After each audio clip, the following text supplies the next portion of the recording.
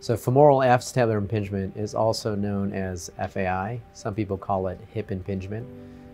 In simple terms, it basically describes both the clinical symptoms, generally includes pain and loss of function or weakness, and in some cases can be loss or inability to perform certain activities or sports. When we look at the anatomy or the x-rays, that's when we start to see what the shape of the hip looks like. Femoral acetabular impingement includes a problem either on the ball side of the joint or on the socket, and in many cases there could be problems both on the ball and the socket. And so what happens is that essentially the ball and socket doesn't quite fit right together. So sometimes I describe it as like putting a square peg in a round hole. It doesn't fit well, and so that then leads to cartilage and labral injury. And that labral and cartilage injury then can lead to inflammation and pain. And once it becomes painful, then the joint doesn't behave normally.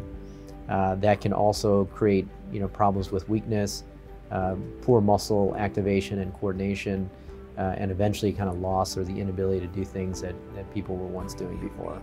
In most cases, surgery is done arthroscopically or through very small incisions about the size of your fingertip. And we use a camera to look inside the joint. It's almost like microsurgery. So we look inside with a camera. At that point, we can really look very methodically and detailed in terms of what the joint looks like. We look at the cartilage, we can look at the labrum, ligaments, muscle, tendons. And in that case, if there's a tear in the labrum, which is the most common problem, we can actually surgically sew the labrum back together. In addition to that, we also want to reshape the ball and socket. So anatomically, there's a smooth connection between the ball and socket, so we can remove any either mechanical impingement, any abnormal friction that's going on inside the joint, and that will allow for normal motion of the joint, which will minimize the amount of inflammation and then allow the surrounding muscles to work and behave properly.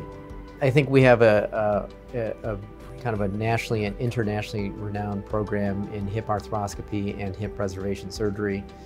We have a number of different providers that provide care for the painful hip, whether non-surgically or surgically. And I think we can basically address everything from like cradle to grave, whether it's pediatric care, whether it's adolescent, young adults, kind of weekend warriors, or even arthritic situations.